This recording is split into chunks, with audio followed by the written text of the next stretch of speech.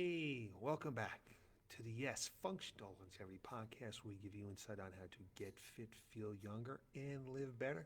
Hi, my name is Chris Border, best-selling author and owner of Y.E.S Fitness, coming to you live from this chilly Tuesday afternoon here in Burlington, Connecticut.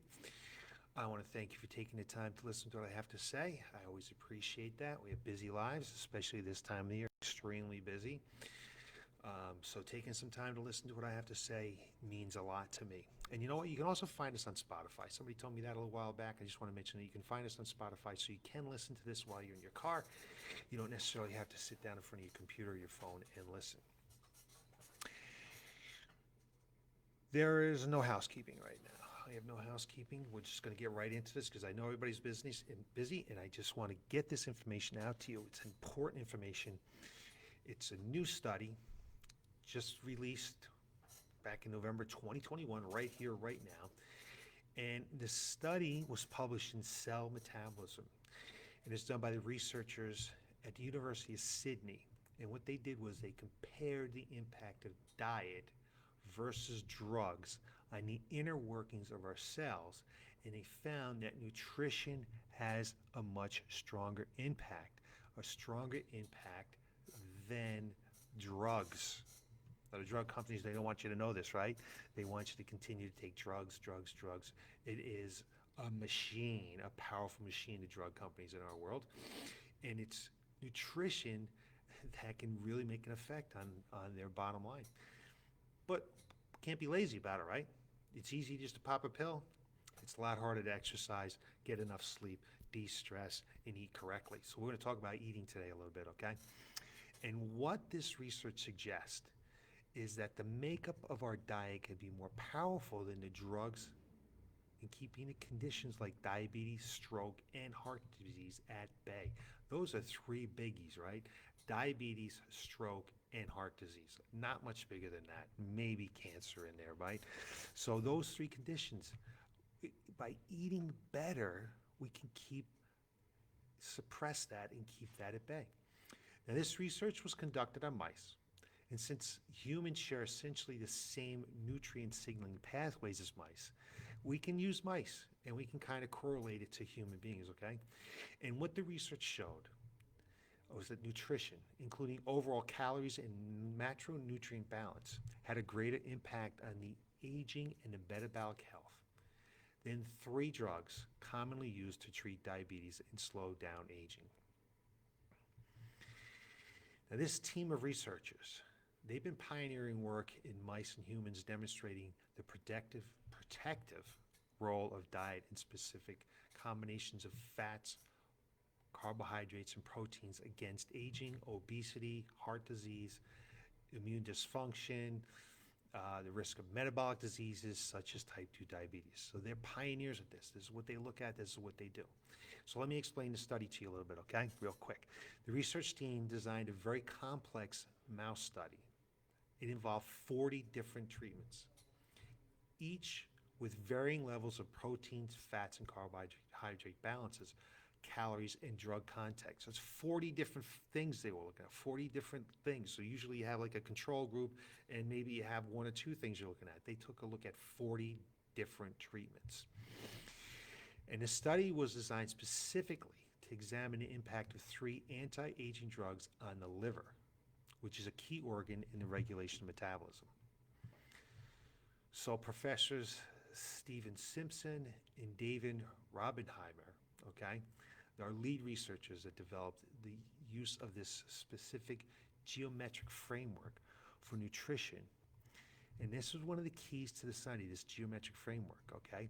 Because the framework made it possible for the team to consider how mixtures and interactions of different nutrients influences health and disease rather than focus on just one nutrient in isolation, which is limiting, okay? It's a limitation in many other nutrition studies because they're only taking a look at one nutrient, whereas this special geometric framework that they created allowed them to look at a lot of different mixtures and a lot of different interactions of different nutrients. So that's what made this study so cool, okay? Not just one nutrient. And so this is what they found. The researchers found that caloric intake and the balance of macronutrients, that would be proteins, fats, and carbohydrates, in diet had a strong impact on the liver. Protein and total caloric intake, the total calorie intake, had a particularly powerful impact on not just metabolic pathways, but on the fundamental processes that control the way our cells function. It's really control the way we function. You might say, oh yeah, nutrition, yeah. That's, we are what we eat. Well, really, we are what we absorb. And yeah, if we're going to eat better, all these great things happen, right? But these are studies that show and just say, we should be doing this rather than taking drugs if we can. So for example, how it affected us. The amount of protein eaten influenced activity in the mitochondria, which are the part of the cells that produce energy. They're the powerhouse of our cells, the mitochondria. Man, we want as much mitochondria as you possibly can get. And this creates a downstream effect as the amount of protein in the dietary energy eating influences how accurately our cells translate their genes into the different proteins needed to help cells function properly and to make new cells. So there's two things that occurred here. And if it all flows downstream based on our protein and our dietary energy eating, okay? So what's really cool about it is those are two functional processes that are linked to the aging process. So in comparison, the drugs mainly acted to dampen the cell's metabolic responses to diet rather than functionally reshaping them. And there's more. The researchers also found that some specific interactions between the biochemical effects of the drugs and the diet composition. I mean, this is really cool stuff because it really shows us how we eat can affect how we age. We know that aging is about 20% or so of our genes and about 80% of lifestyle. Nutrition is part of our lifestyle, so we really can affect how we age.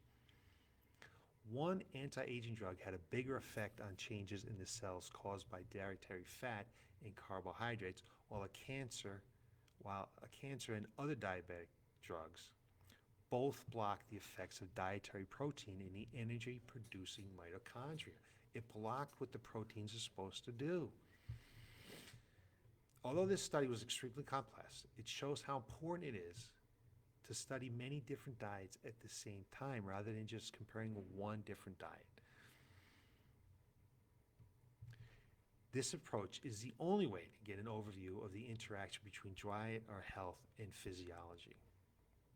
And we all know that what we eat influences our health, right? But this study showed how food can dramatically influence many of the processes operating our cells. And it really gives researchers an insight on how diet impacts on health and aging. So diet can be an extremely powerful medicine.